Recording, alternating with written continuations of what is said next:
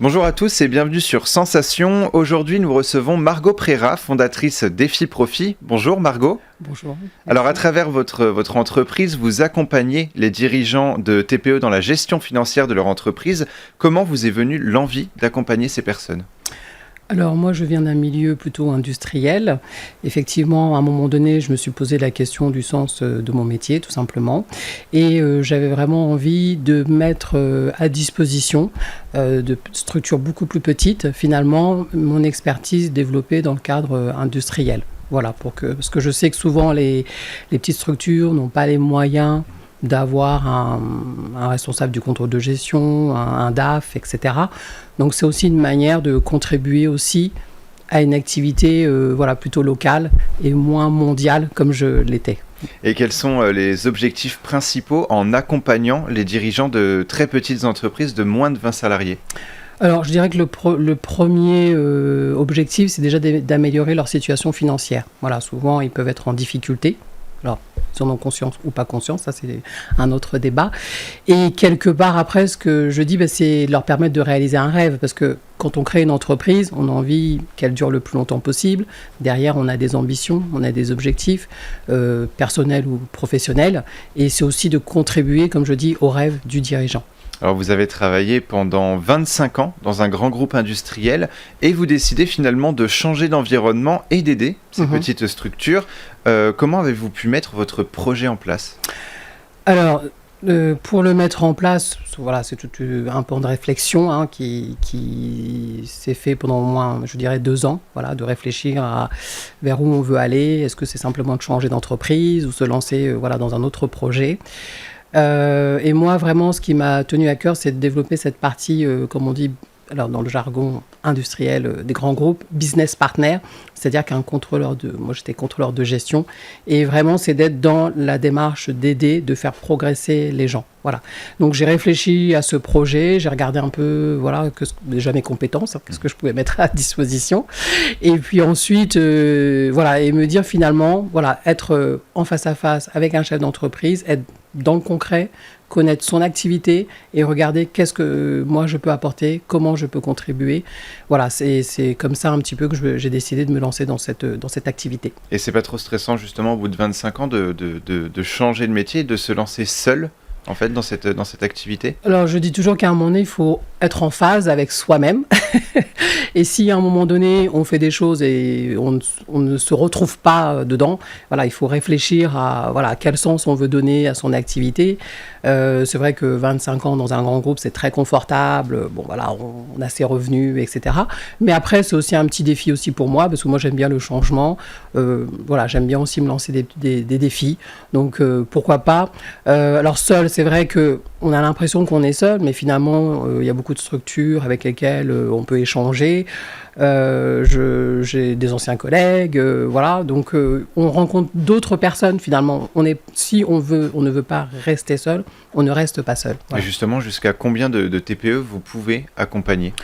Alors pour, je dirais, être dans du qualitatif, c'est entre 20 et 25 personnes, enfin 25 entreprises qu'on peut accompagner. Après, au-delà, si on veut faire plus, il faut... Alors, si je veux travailler seul, on va dire, jusqu'à 20-25. Après, si j'ai envie de me développer, de recruter des collaborateurs, etc., oui, je peux envisager plus de personnes.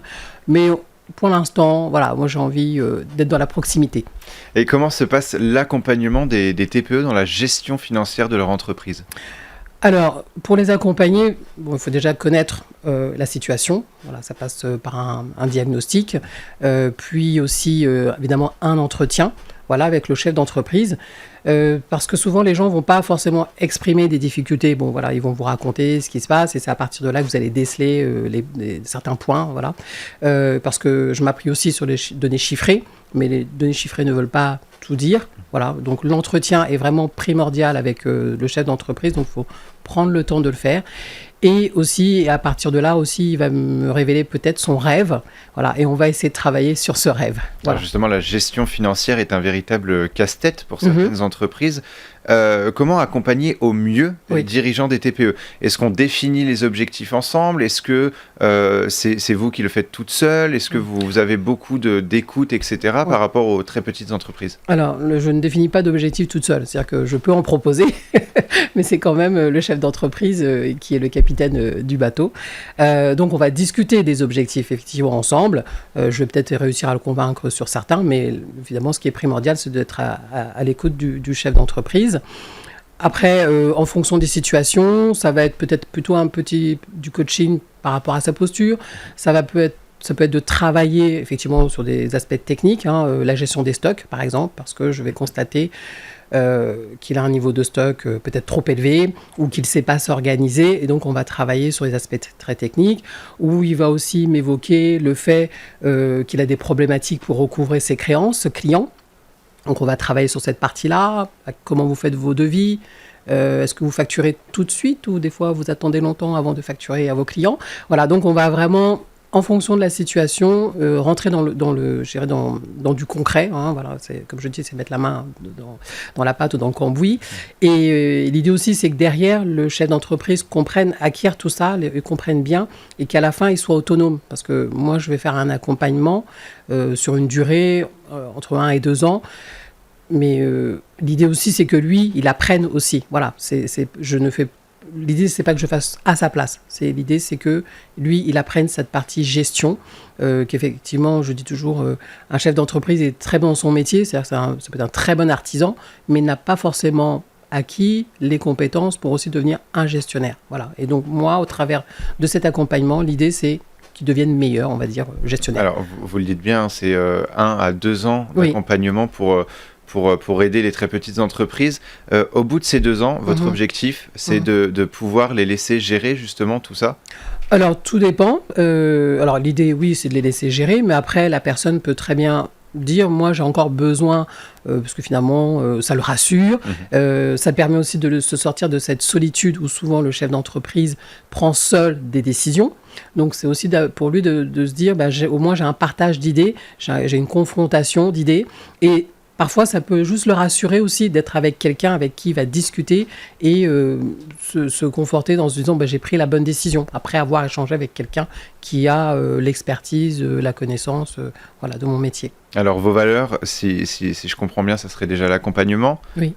L'écoute, le partage aussi avec les entreprises. Est-ce qu'il y en a d'autres ou ces 3 valeurs sont déjà très importantes pour vous? Alors oui, c'est déjà très important parce que l'écoute, je dirais c'est normal parce que Oui. si je veux répondre au mieux à mes interlocuteurs, il faut déjà que je commence par les écouter. Et le partage totalement, parce que moi, je suis vraiment dans la transmission, en fait. Voilà, je n'ai pas la prétention de garder mes informations pour moi ou des choses comme ça. Et au contraire, je suis plutôt dans la transmission. Avant, je faisais aussi des formations. Enfin, voilà. Donc, c'est vraiment dans cette logique-là. Et effectivement, moi, ce qui à la fin, finalement, me fait plaisir, voilà, c'est de voir que la personne, grâce à cet accompagnement, voilà, elle a compris un certain nombre de choses, elle se sent plus à l'aise sur certains sujets. Voilà, c'est vraiment très important. L'idée n'est pas de maintenir les gens dans l'ignorance, mais simplement de les faire grandir. Alors, Margot Préra, vous êtes également membre des Créactives, une association qui a pour vocation de soutenir les entreprises créées par des femmes. Pourquoi avoir rejoint l'association ? Alors effectivement, je le disais tout à l'heure, même si on est dans une activité où on est tout seul, effectivement on peut rester tout seul si on a envie de rester tout seul. Voilà. Et moi, c'était pas du tout de mon envie, parce que je suis plutôt quelqu'un de très sociable. Voilà, donc j'ai regardé un petit peu ce qui existait autour de Saint-Quentin comme association, club et autres. Et je suis allée en début d'année, donc en janvier 2020, voilà, c'est ça, dans cette association qui faisait un café Créactive. Et sincèrement, l'ambiance, j'ai beaucoup apprécié le dynamisme des présidentes. Emmanuelle et Sabine, j'ai trouvé formidable. Donc une bonne énergie qui m'a donné donc envie d'intégrer cette association. Et l'intérêt que j'y vois aussi, c'est que vraiment on est dans un partage d'informations, on peut échanger justement avec d'autres personnes qui elles sont dans l'entrepreneuriat depuis plus longtemps que moi. Voilà, j'ai eu beaucoup de soutien aussi quand on était en confinement, parce que finalement voilà. Donc on a pu maintenir des échanges audio, on a pu aussi créer des ateliers. Donc voilà, aussi ça m'a beaucoup aidé. Ça vous a beaucoup aidé aussi dans votre projet. Exactement. Merci Margot Préra d'avoir été avec nous. Je rappelle que vous êtes la fondatrice d'EFI Profit. On peut retrouver vos coordonnées sur la page creactive.org ou sur votre page Facebook EFI-du6 Profit. Et pour revoir ou réécouter cette émission, rendez-vous sur notre site et application Radio Sensation.